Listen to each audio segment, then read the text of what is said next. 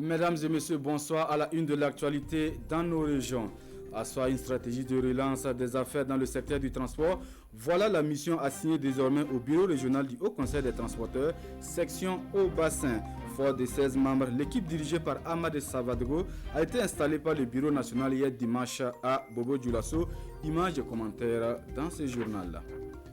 Ils ont déserté les salles de classe pour cause d'insécurité. Les enfants déplacés internes pourront désormais poursuivre leurs cours à travers la radio. Dénommée éducation par la radio, c'est une forme alternative pour assurer la continuité des programmes scolaires.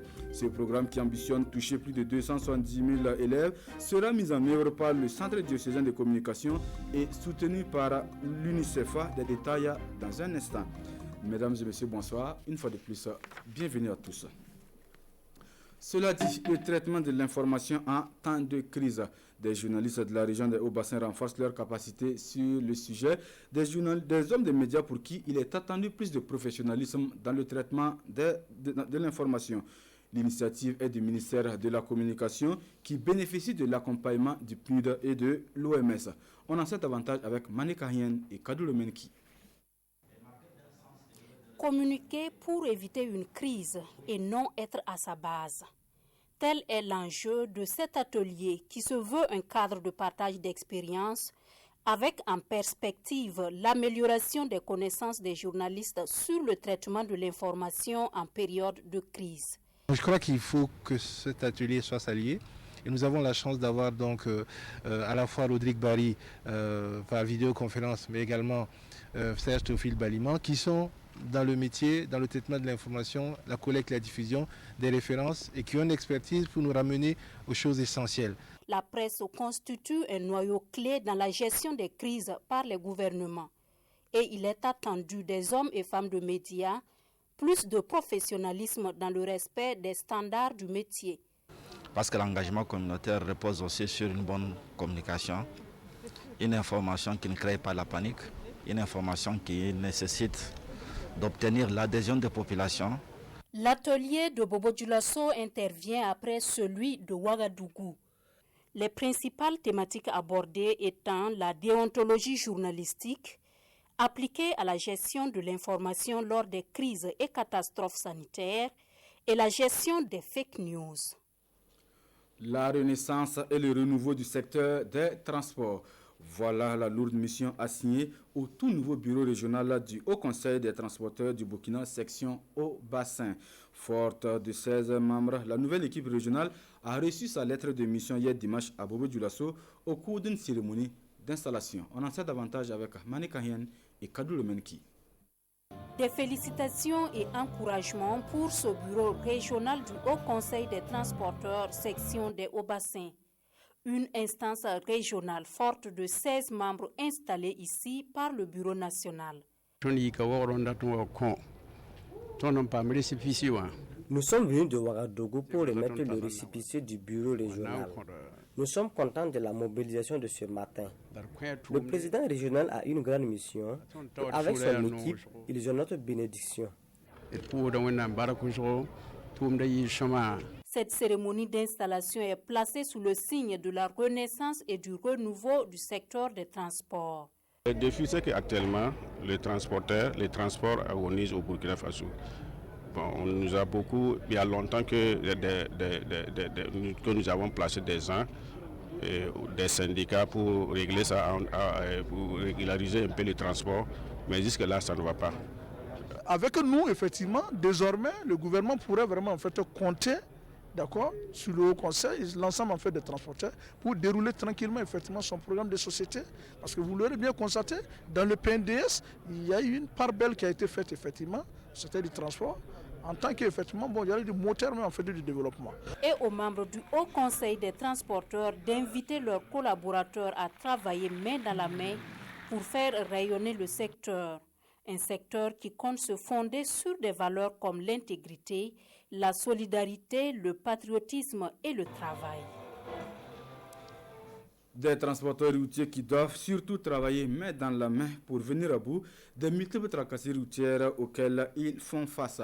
Et dans la perspective de mutualiser leurs forces, transporteurs routiers et agents de sécurité chargés du contrôle bénéficie d'une session de sensibilisation à Fadane Gourma. Objectif, rendre effectif la libre circulation des personnes et des biens dans le territoire burkinabé. Presley Touré, Rasmata Ouedraogo, depuis Fadane Gourma.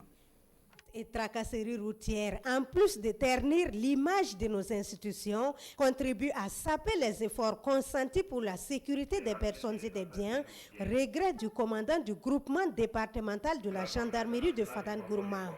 Pour rectifier les tirs, la coordination nationale de contrôle des forces de police veut à travers cet atelier susciter une prise de conscience pour garantir la sécurité et la fluidité du trafic. Car les camions ils transportent à la fois des personnes, des marchandises dans des conditions inhumaines, des raquettes, des tracasseries. Alors la cupidité des hommes sur le terrain a fait que les choses changent timidement. Donc c'est suite à ce constat qu'on a trouvé qu'on pouvait contribuer à faire changer les choses.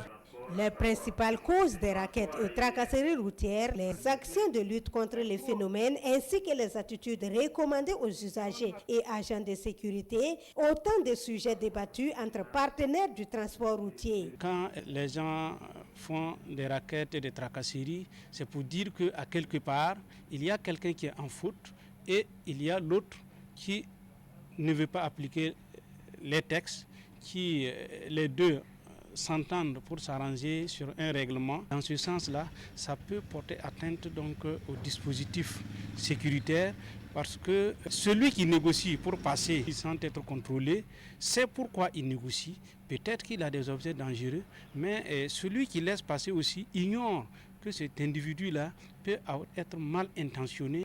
Un atelier qui se tient sous le thème « Contribution des partenaires du transport routier à la fluidité du trafic et à la prévention de l'insécurité dans un contexte marqué par le terrorisme ».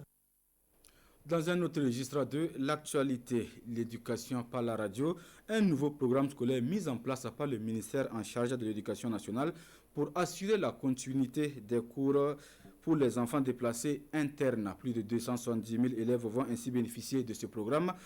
Des clubs d'écoute seront mis en place sous la supervision d'un encadreur. Ce programme lancé hier dimanche à Kaya dans le centre Nord est mis en œuvre par le Centre diocésain pour la communication et soutenu par l'OMS.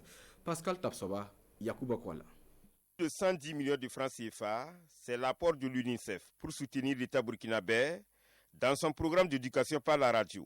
Ce programme est un mécanisme mis en place par le ministère de l'Éducation et de la promotion des langues pour assurer la continuité de l'apprentissage des élèves affectés par l'insécurité dans notre pays. Nous avons un engagement tant au niveau mondial qu'au niveau national pour nous assurer que l'éducation ne s'arrête pas, que l'éducation puisse continuer en temps de paix qu'en temps de crise. C'est dans ce sens que nous soutenons fortement cette initiative et que nous lançons aujourd'hui ce projet d'éducation par la radio qui est une forme alternative pour nous assurer de la continuité de l'éducation en tout temps pour les enfants au Burkina Faso. Pour une réussite effective de ce projet, la coordination du programme d'éducation par la radio entrevoit conjuguer des efforts divers pour soutenir les enfants.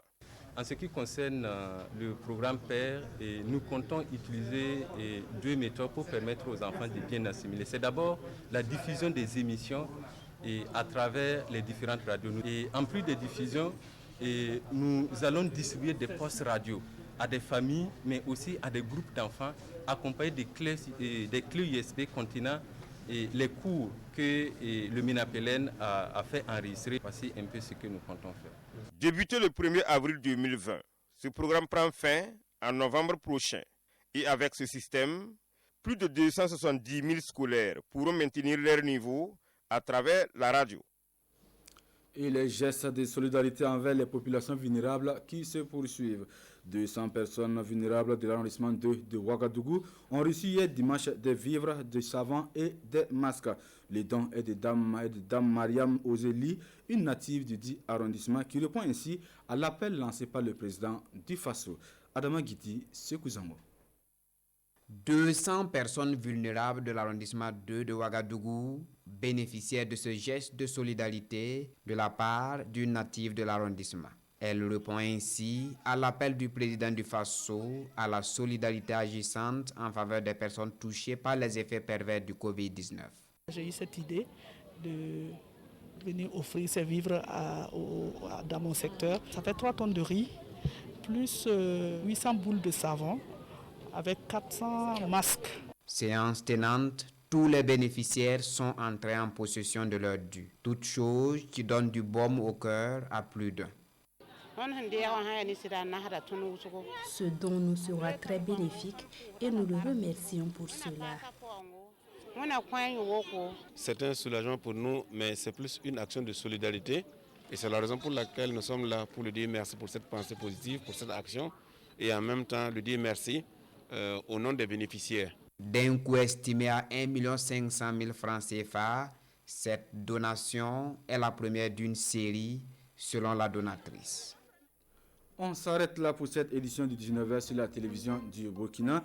Merci de l'avoir suivi. L'information revient à 20h avec Ruth Bini Ouattara. Bonne suite de programme.